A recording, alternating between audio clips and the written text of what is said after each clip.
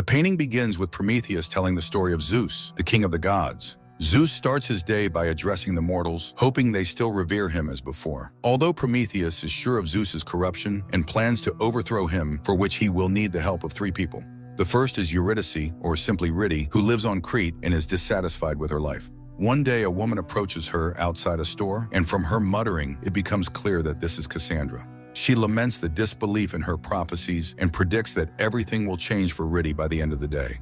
Meanwhile, on Olympus, Zeus notices something wrong with the divine spring meander. His wife Hera assures him that everything is fine.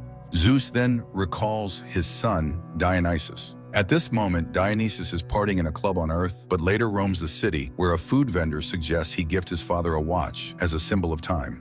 Dionysus decides to visit his father, despite Hera's displeasure, as his mother, whom Hera angrily turned into a bee, was mortal, and Dionysus only became a god due to his father's whim. Zeus is watching a ceremony unveiling his statue on Crete, where one of the women sacrifices herself in the name of the gods. When Dionysus gives him the watch, Zeus doesn't show much enthusiasm, as he already has a watch from Heracles, considered a lucky charm. Nevertheless, Zeus tries on the gift, but ignores his son's pleas for a more responsible role in governing the world. Irritated by Hera's rude comments, Dionysus steals Heracles' watch and leaves. Zeus is engrossed in the statue unveiling, but when the veil falls, it turns out the statue is destroyed and covered in feces, with the words, "To hell with the gods," written on it. Minos, the president of Crete, screams in rage, and Zeus vows revenge, despite Hera suggesting that Poseidon deal with the matter. Meanwhile, Riddy returns home, where Orpheus, playing the guitar, informs her that he plans to start tonight's concert at the palace with a new song named after her. Riddy dislikes the idea, feeling that he is already making their relationship public against her will. But for now, she doesn't have the strength to protest. Later, Orpheus's manager takes him to Heraklion.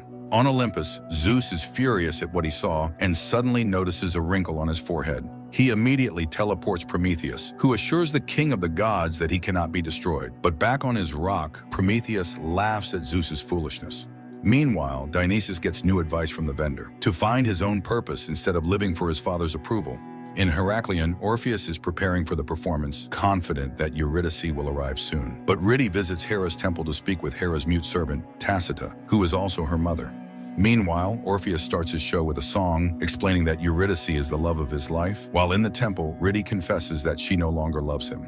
Her mother cut off her tongue and abandoned her for Hera's service. However, the gods don't concern her, and she doesn't believe in prophecies.